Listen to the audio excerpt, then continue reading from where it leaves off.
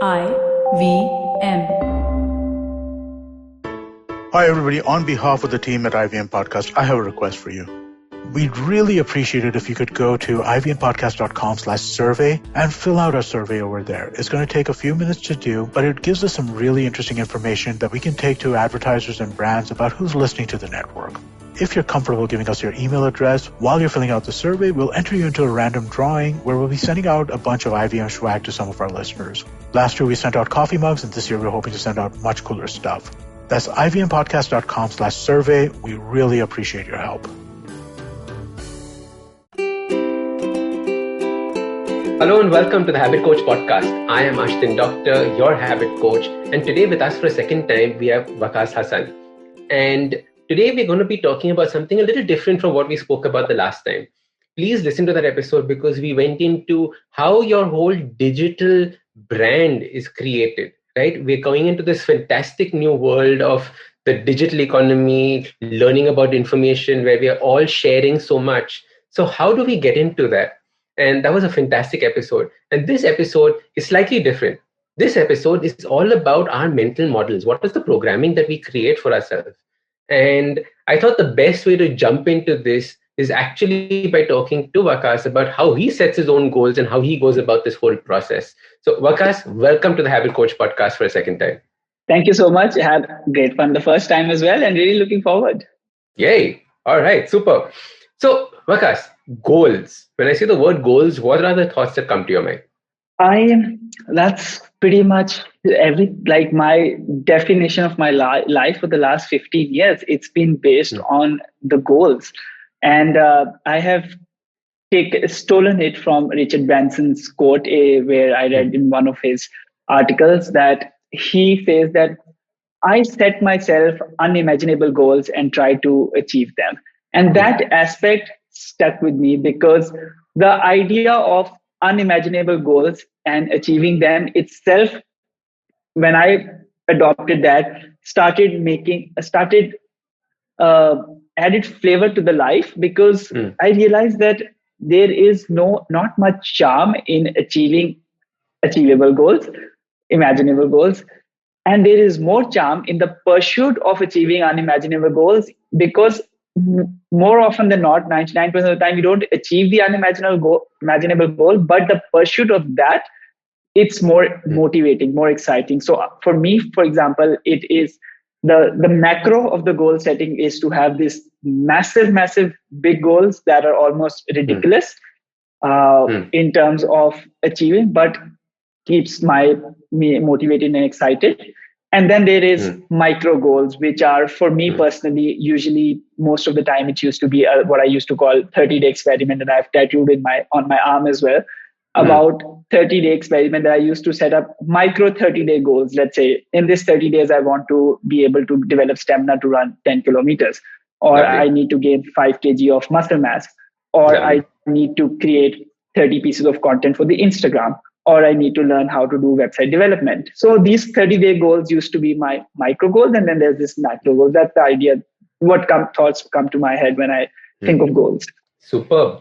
I have this thing I keep telling people that, create a goal that is so big and then you don't achieve it. Because, the interesting thing is that when you achieve a goal that you set out for it, there's a microsecond of happiness followed by now what do I do with myself? Right? There's a big drop that happens immediately as soon as you get your goal. All the excitement and the build-up is only getting there. So if you don't achieve your goal, you can then create another one and go on through that process. So, like I had a Everest summiter on our podcast. And he was like, after I summited Everest, we were like at a high for 4 days. And then I was like, but now what do I do with my life? It does. Yeah. The example doesn't get better than that, right? For every mountaineer, climbing Everest is like the biggest unimaginable macro goal. And once you do that, even for that, if the high is for 4 days, imagine how short and high would be to climb any small peak for that matter. Yeah, absolutely. You can think back on it, but apart from that, just achieving the goal is not good enough, right? And share with us, like, how did you figure out all the stuff that you achieved, right? How did you actually, give us some examples of the goals that you used along the way so that maybe we can also plan and start thinking about it in that context? Okay, let's do that. And with that, I'll also share how my goal setting behavior also kind of changed over my life as well. So Fantastic. in the first, and I reflected upon that. That's why I have an answer on that. We get in the first stage, which used to be my high school, okay, secondary school, high school, and until about mid of university, the entire goal setting used to be dependent on competitive spirit, which means Mm-hmm. what the other students in my class are doing, I need to get better grades from them, or better, or head boy, or whatever, the school life issues are. So a lot of people who are still in school age and university would be, it will be relatable for them that we build our entire goals based on the competition we have in that community, which is you have to get higher grades, higher, better internship, or better this and that from my peers. And I Correct. realized that is one is the worst fuel to burn, in a way Mm. that it is it is it is always burning, because there's always somebody who is giving you a competition. Plus, at certain stage, and because I wanted to play this competition spirit in all, like in getting a certain award, or getting internship, or getting grades, or getting this, there's a lot of things you end up doing that do not even give you happiness, because this is like not your thing. It's just you did it to beat the competition. So this started giving me less and less motivation as I grew in, let's say, my early 20s. I love it. Let me give you an example here as well.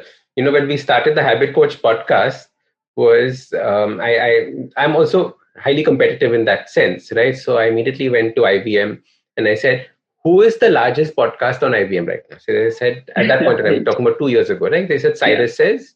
I said, how many downloads? 150,000 downloads. I said, chalo, I have to beat 150,000 downloads. So now mine was set 150, 150, 150, 150. What's interesting is that we reached 150,000 downloads. And I was like, acha, now, ab kya? Chalo, 200,000 downloads. Okay, chalo, 200,000, 200,000. Ab kya? And that you're constantly comparing yourself with everybody else. You're always going to fall into this trap. So now, don't listen to the number of downloads. Don't look at any of that. And possibly our goals have changed a little bit as well. So I'm curious to see how your goals change from this competition, what everybody else is doing, to what you're doing now. That's it. And your example is pretty much a perfect example of setting a competition to set up our goals. It motivates for a while, and then over time you start realizing the pattern that it's not motivating anymore. And for me, it happens with the same that for example, in our high school, everybody is only allowed to study maximum of 5 subjects, and the smartest ones are studying 5 subjects. There's one person who decided to study 6 subjects, and my entire goal changed that I have to now study 7 subjects. And I did that only to realize, after I graduated and got 7 subjects, 7 A's, and was the best performer in my school, to realize that there are other cities, other students going at like 15 subjects, 20 subjects. So the world out there, when it opens up, you're like, your entire world was like 5, 6, 7. The world is, and same happened in university as well, where you're like, this is the best student in my batch, and I have to do this. And you're burning so much, you're like running with all your energy, and then as you grow up and your scope keeps increasing, you're like, you can never win this game, because once you reach, let's say, 200,000 podcasts, someone in America has 2 million, and you're like, oh, I was playing a different game altogether. Correct. That happens so much. That happens so much in this, and it's not and as you know, that it's not even the high that lasts for very long. Unfortunately, the second stage of goal setting was also, when I shifted to that, was also not the best. No, it's actually even worse now. Was where I started setting my goals to overcome the insecurities I had. And that actually took me a long way, but I'll tell you the drawbacks of it as well. So the insecurity was, let's say, I am not confident in front of people. I'm not confident in speaking. I'm not confident in my body. I need to be more muscular. I'm not confident in this. I'm not confident in that. I'm not confident enough in my knowledge. I need to learn more knowledge. So this all came with the insecurities that I had. The good thing about this was that, unlike competition, this took me much further ahead. And in here, the examples are my Instagram, that I'm not confident in speaking in front of people, never in front of camera. I don't even know how to react to that. So I will make my Instagram to overcome my insecurities of speaking. Similarly, I used to be a very thin guy from there to run Spartan races, 21 kilometers, and building muscular was also took me to a certain stage because I wanted to do that. And this and people can keep doing it for a long time because this is better than competition in terms of where it takes you. The problem that happens is it comes with massive anxiety, massive stress, because you get so focused in just becoming your to overcome your inferiority complexes that you're always so anxious. And for me, the anxiety started increasing in my life in 2019, mostly when the everything that the brands that I was building had reached a certain stage and so on, and there's a lot of data points always happening, and now you're maintaining this. And about early 2020, I was at the peak of anxiety where it's like I can't sit idle, let's say, in a balcony with a cup of chai for a while, because now it's always this highly stimulated mind all the time. So that I realized that this was happening because for the last 4 or 5 years, I've been playing on a very different fuel altogether. So we'll talk about how to manage anxiety maybe later, but I'll just tell what the third stage of goal setting happened and where it really is for me now, the best one. Please. And that is what I call obsession with the craft. And obsession with the craft happens. The prime example for me is Roger Federer. That when I see Roger Federer playing tennis, he is never playing his opponent. He is respecting the craft that he loves so much that if he plays bad, he feels that he has disrespected the game of tennis. So you cannot beat Roger Federer ever by being better than him. You will only beat Roger Federer if Roger Federer had a bad day with his craft. And that for me shifted everything. Where when I see Michael Phelps or Roger Federer or even Shah Rukh Khan for that matter, who is, let's say, has not, in terms of for people's eye, he has not given a hit movie for, let's say, 7 years, 8 years, whatever.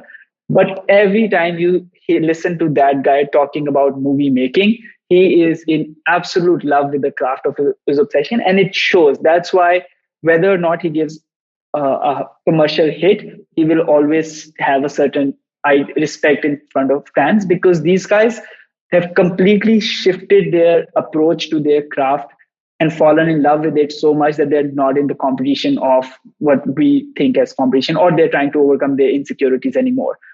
That for me has helped the most. And this almost liberates you from any kind of social competition, social anxieties, or anything, because you just over time. And of course, it happened because I had now, by this stage in my life, I tested a few things to realize what I love doing, what is something that I can keep doing for a while and still is in love with that, and just keep having fun with it so much that, as I said, the only variable now is to have fun. And the only way to have fun is to be absolutely in love with the craft that you do.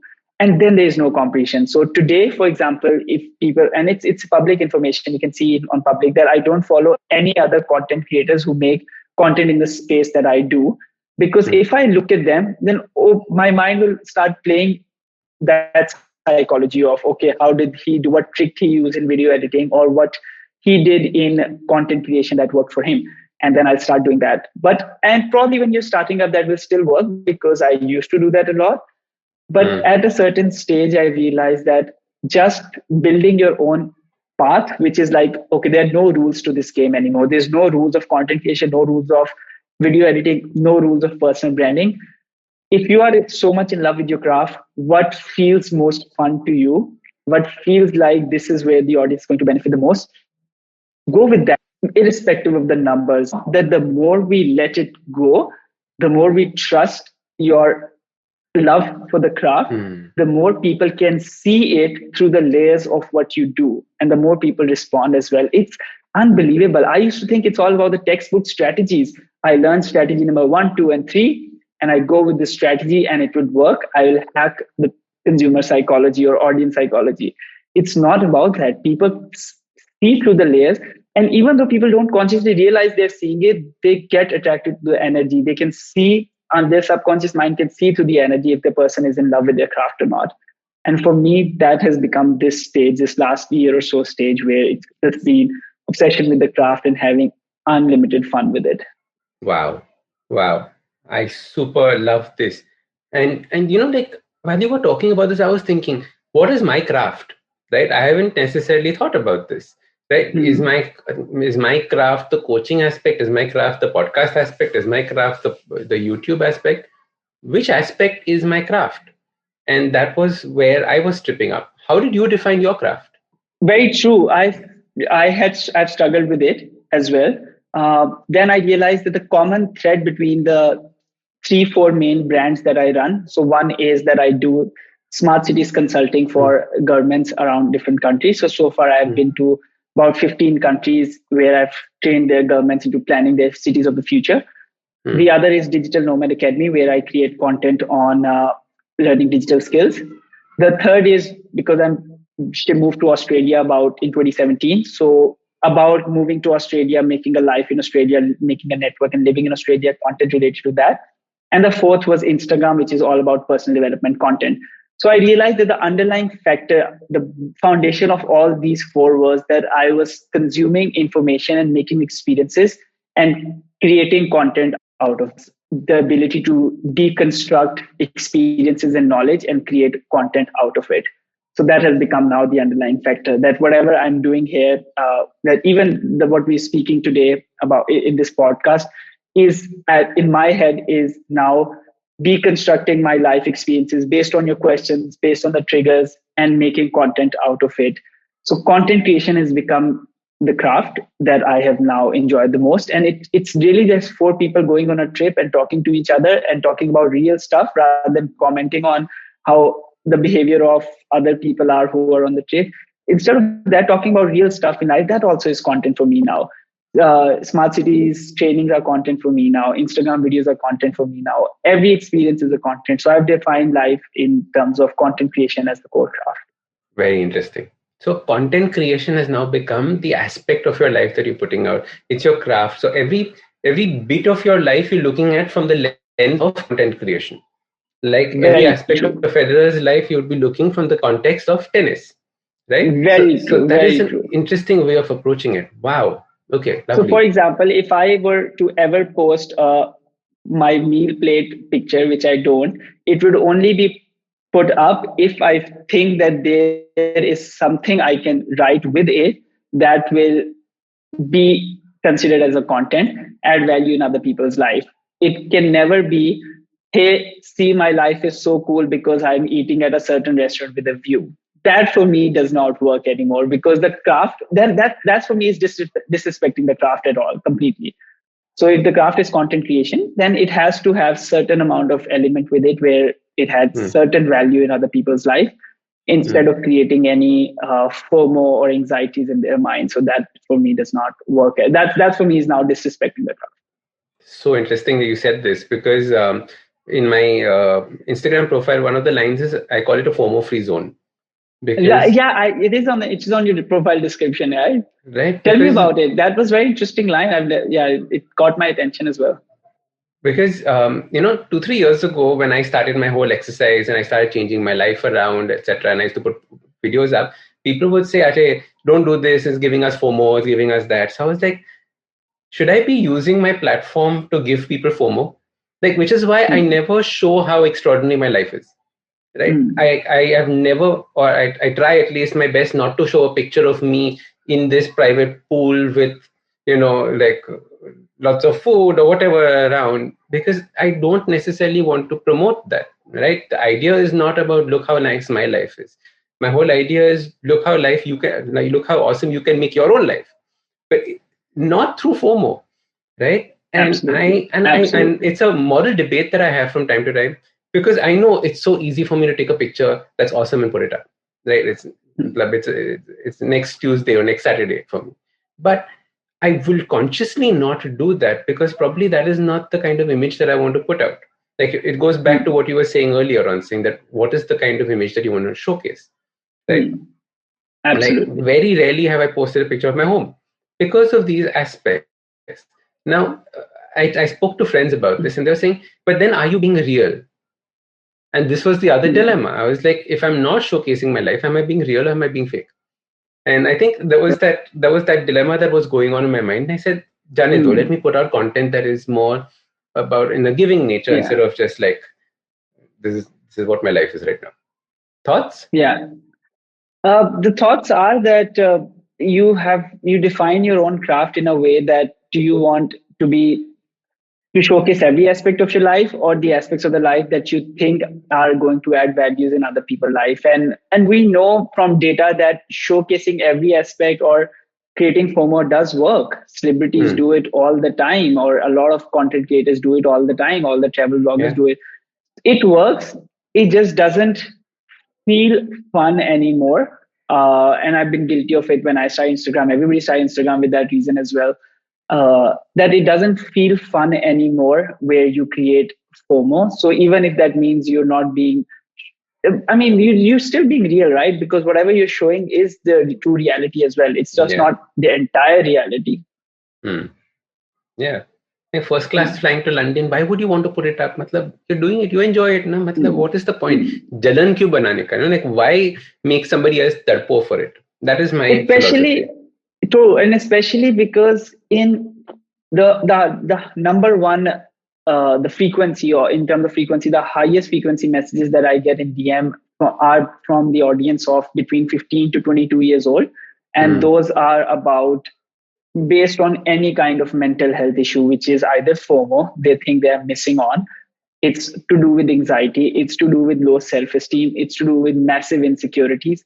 And this is, and there's this recent documentary as well about a couple of months ago on social dilemma. And the only thing I want people to see out of social dilemma is the data, which is that where was the, in under 15 years or under 25 years, or where was the anxiety patients 15 years ago, and what is the number today? And we are seeing that number in our inboxes as well. How many people are talking about these things, they're messaging. And once I'm pretty sure everybody gets those messages. And still after that, if people keep creating FOMOs and anxieties, I don't know, it just gets a very sad existence. Because that's what Instagram has become, that platform whose primary job for people is to flash off and make other people feel FOMO. So that line, it's a FOMO-free zone, is a perfect line in today's scenario. Tell me something. When you started learning about this whole craft, was there a book that you read? Was there somewhere that you got this idea from that I can start reading up? Do you remember anything? I am thinking of few books that will probably altogether will have all these things, because as you know, it's when you keep reading, it's the mental models keep forming, and then one mental model adds on to the other, and then your perspective comes up. It becomes a khichdi. So that's why the few books are one. I think I've probably seen in one of your videos or recommendation, or I saw it somewhere, which is Start With Why. Simon Sinek, Start With Why, that you know what you're doing, why you're doing. Yeah. Then there is other from Matthew Syed. That's the book called Bounce. In Bounce he has deconstructed these sportsmen as well, that if you have any doubt or about your craft in a way that, okay, if Roger Federer has doubt before hitting a shot that this is probably going to go out, it will go out. So he is completely in sync with his craft in a way that he knows that he respects the game respects it. It's 100% surety that he'll hit a certain way and it will go in a certain way. So that also is a mental model that works. Actually, when I was reading it, I was able to reflect back on a story in my life where I was in my second year of university and I was taking part in this archery competition. So Game of Thrones was pretty much probably in its second season back then, and archery was a pretty fun thing to do. I picked up this lockdown as well. All right, that's amazing. So I loved archery. YouTube University again. Learned on YouTube. And so we're doing archery, and there's 16 people in this competition, and we each, maybe 20 people, but we are in a group of threes. And each of us have 16 shots to take, and there's a bullseye, so there's 10, then 9, then 8 ring, so on.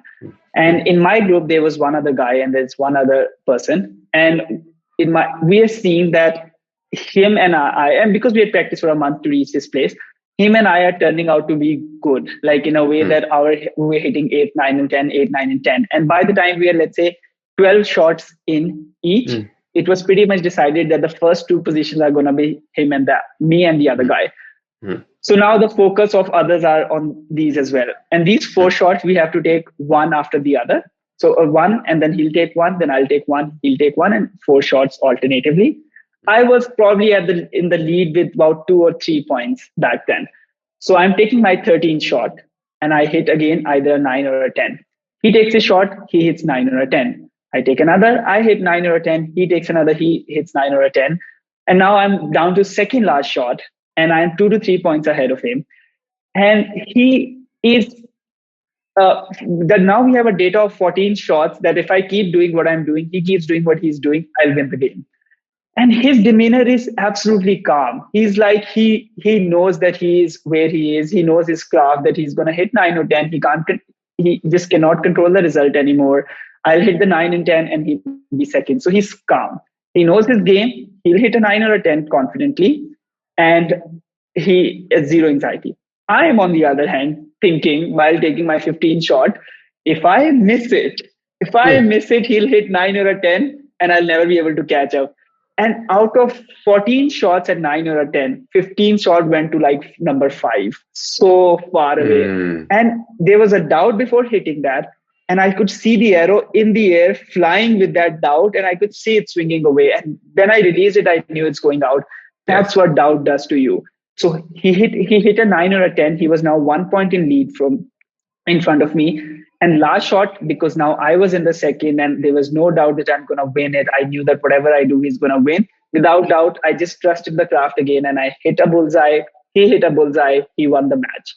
That's what happens with the doubt does. That once you know that maybe this one is going to go out, it goes out. So today, every video I make, every masterclass I do, irrespective of how people are going to receive it, from my side, it's with 100% love for the craft. It's obsession that I am doing it with all I'm giving it everything. I have absolutely no control on the result, and I don't even want to control the result because that will bring in its other anxieties. But my love for the craft is my love for the craft, and I'm going to do it. So that for me is Matthew Syed's book. So that's the second one. And then it's our Richard Feynman, who is one of my role models in life. Richard Feynman's book is called Surely You're Joking, Mr. Feynman. And he has lived a life which I call Life of 1,000 Chapters. One of my videos is also called Winners Live 1,000 Lives. Life of 1,000 Chapters for me is that you don't define your personality as I am this person and I'll do this for the rest of my life. In fact, you do whatever your curiosity wants you to do, and just be the reason that you're doing that thing is because you are totally in love and you're curious about that. It's coming from the true place in your life.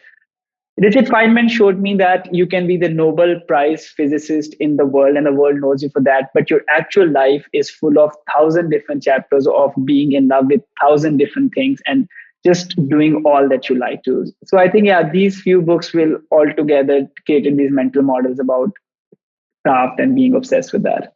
I love that you mentioned Feynman.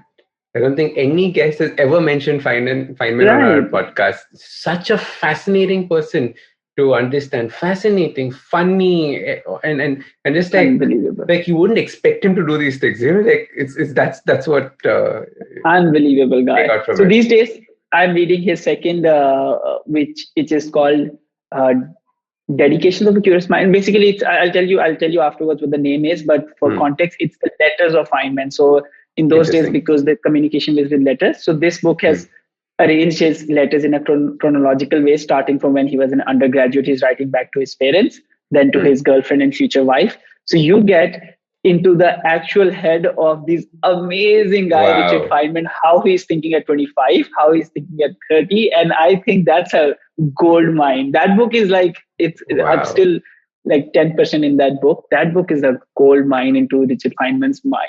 It's amazing. This is stuck a message. Can you imagine if somebody in the future after we died reads our WhatsApps? Kalas. That would be exactly. Exactly. Okay. I love these three recommendations. Thank you so much for sharing these. And, you know, these are basically the ideas that you also put out in your Instagram, right? You're talking about these are your Yeah. 1 minute videos that come in your Instagram. Yeah. Fascinating. Quickly tell me, what is the reaction of people when they, imbibe this kind of information from you? Like, what are the aha moments? What are the things that you normally see in people, commenting about and talking about? So the best moments always come in direct messages than comments. Comments are just for fun. But direct messages is where people share their truest reality. Correct. And that truest reality is where if they're stuck with something for a while, maybe they have a disagreement with their parents or disagreement with how they, because there's a lot of, this is the reality of our cultures. Their friends are always making fun of them when they're trying to do something out of the way, or they're not good at something, but they're trying that thing. So when one of the mental model tells them that, let's say you have the most fun life is a life of 1,000 chapters, and not a life of being a specialist in one thing and dedicating your life to that thing. And that's, of course, people will disagree, but that's my mental model. And that was the mental model inspired by Richard Feynman for me. So I promote that. So when that gives permission, that gives people in their head, that has now given them the permission to do what they wanted to do, what their friends, society, and parents were telling them not to do. And and it's so funny that when I have to do something stupid, but one of my friends will say, "Man, do it," I will just feel that now I have a permission to do it, and Correct. my content for these people becomes kind of a permission to do the thing that everybody asked them not to do. And that the messages when they come related to something they tried or they did or they really loved, and they felt that because they had a permission to do it, because I talked about that it will eventually help in their life, it will have a compounding effect. That is for me the best one. So I keep going, telling them different mental models, so they keep trying different things. So good. I love it. Giving that permission, just that one idea could be saying that yes, you're on the right path, just keep going. Fun. Exactly. Absolutely. Love it. And you know that, right? You and I have seen that so much stuff that we did 10 or 5 years ago, you can only connect the dots looking backwards. That Steve Jobs said that. How does it make sense that if I'm doing a tour guide job in my university, which was just like a stupid job, is actually one of the most important thing to now, let's say, how I view things and explain things. So this you can't do. There's no, because I was curious about being a tour guide. It was literally, so there is no one can plan their path looking forward in a way that if I do this, then only my life will pan out how it should pan out. So whatever people are curious about, they should be doing it. They should really, really just keep doing what they're curious about, and things keep compounding and things keep making their own connections on top. Yeah, do the stuff that's curious and do lots of stuff, My biggest problem with people is that the word hobby has disappeared, right? And because the word hobby has disappeared, the word interest has disappeared, trying new things has disappeared, throwing yourself into something has disappeared.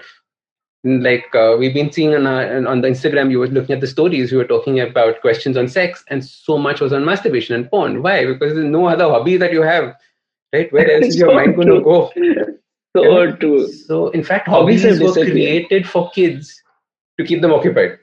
So, hobbies are so important because it opens your mind. Like you said, 1,000 lives. If you need 1,000 lives, you need 1,000 interests also, na? If you need 1,000 interests, you need to try 4,000 things to figure out what you're interested in. Yeah. Man, I think it's kind of sad, but I think our generation was the last generation that actually played sports like we did. Because we had in school life, after free periods mean go out, play basketball. Free periods mean go out, play cricket. Weekends used to mean go out, play football. So eventually all of us, my entire batch, all my friends, so I'm 30 years old, everybody who's, let's say, 27, 28 above to 35, 40, we play multiple sports. And then I see my cousins, my Instagram audience that I meet who are 18, 20 years old, they can't play a single sport. Why? Because for them, the free period means mobile. The weekends mean mobile, YouTube, Netflix. So so this is what saddens me a bit as well. So the only sport that is picked up is the sport of bodybuilding or fitness, just because why? It is a social trend as well. Like everybody needs to have a good body, everybody needs to be fit. So that sport the data is on the rise. It's more and more people are adopting it.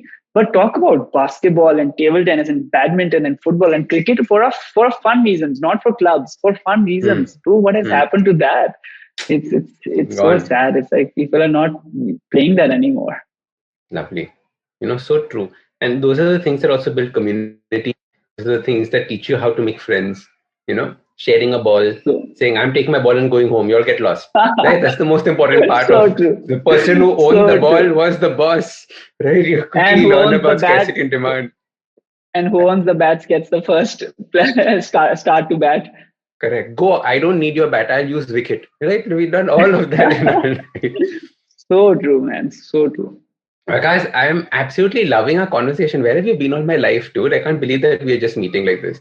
I'm so happy that but I am happy to get connected because I was also looking. I'm also always fascinated by people who are doing things like you're doing about the habit coach.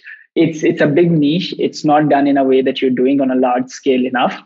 I see a lot of aspiring content creators trying to do it, and I support them. But I think what you're doing is in a much bigger scale. We created this category. When you searched habit coach, you didn't get anything. You got a book called The Coaching Habit.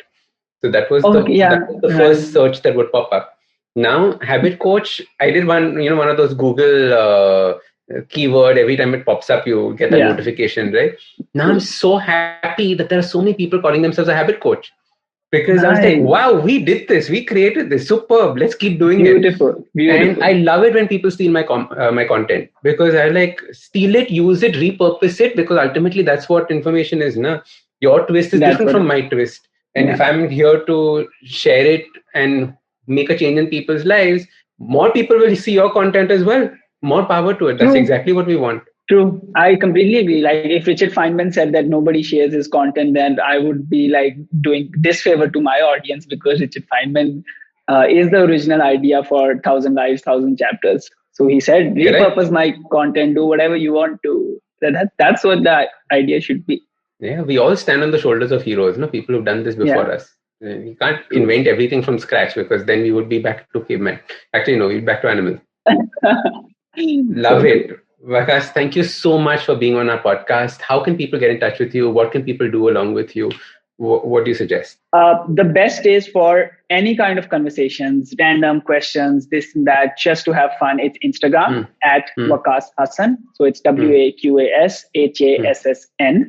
And for any kind of, let's say, if you're want to develop your personal brand or start your content creation journey or any digital skill, which is like online business, email marketing, social media marketing, and just scalability in that style, what I call escape 9 to 5, work from anywhere and build your laptop lifestyle. For that, my website is digitalnomadacademy.co, and email address is waqas@digitalnomadacademy.co. Lovely. Superb. Thank you so much for being on the podcast. I'm looking forward to lots more conversations with you. Absolutely. Thank you so much for having me. It's been absolutely a lot of fun. It was. Thank you. If you like this podcast, don't forget to check out other interesting podcasts on the IVM network. You can listen to us on the IVM Podcast app or ivmpodcast.com. You can also follow us on social media. We are at IVM Podcasts on Twitter and Instagram. If you want to reach out to me, I am Ashdin Doc on Twitter and Instagram. You can find lots more information on my website, awesome180.com, or check out different content on my YouTube channel called AWESOME180. That's Awesome180. I hope you enjoyed that show. If you aren't following us on social media, please do. We're IVM Podcasts on Twitter, Facebook, and Instagram. I wanted to kind of just give a quick reminder to everybody. As I mentioned up top, we are doing our annual listener survey right now. If you could please go and take a couple of minutes out of your day and fill it out, we would really, really appreciate it. It's ivmpodcast.com/survey. If you're comfortable giving us your email address, we'll enter you into a random drawing, and we're going to be sending out swag to a bunch of randomly selected listeners. So do definitely get on board that train. Let me tell you a little bit about what we did on the network this week. We launched a new show called Zindagi Diaries with Ragini Kumar. Many of you might have seen Ragini on television during the IPL. She's a presenter, but she's showing a different side of herself over here with a poetry podcast. Give it a shot, give it a listen. Let me know what you all think. Vishal Gondal is back this week after a while. He's been on an extended break, but he has Rahul Narvekar for the first episode. Really interesting conversation. Do check it out. Raji Samant joins Gauri Devidayal on This Round Is On Me to talk about the wine business and what's going on there. We had a number of conversations about the Farmers' Bill and the surrounding agitation this week on the network as well. Maruk Inayat had a great episode on the note. Puliyabazi did a deep dive into the issues around this. And on Siders, we have our typical, fun conversation about this stuff with a little bit of a seriousness, a little bit of fun. Do check that out on Cock and Bull on Thursday last week. Akash Mehta joined us for that episode. And with that, I hope to see you again next week. नमस्ते, मैं हूँ सौरभ चंद्रा और मैं प्रणय कुटस्थाने। जब महफिल खत्म होते होते दरवाजे के बाहर पुलिया के ऊपर हम दुनिया भर की जटिल समस्याओं को सॉल्व करने में लग जाते हैं तो हो जाती है पुलियाबाजी। अब आजकल के अपार्टमेंट वालों ने तो कभी पुलिया देखी नहीं होगी, पर आप फीलिंग तो समझ ही सकते हैं। तो आइए शामिल हो जाइए हमारी पुलियाबाजी में, जहां प्रणय और मैं एक से एक इंटरेस्टिंग टॉपिक्स की तह तक जाएंगे। Artificial intelligence, bitcoin, Pakistan, medical education, currency crisis, कभी हम दोनों के साथ और अक्सर स्पेशल एक्सपर्ट गेस्ट की कंपनी में। सुनिए हमें IVM की वेबसाइट, ऐप या अपने फेवरेट पॉडकास्टिंग प्लेटफॉर्म पर हर दूसरे हफ्ते।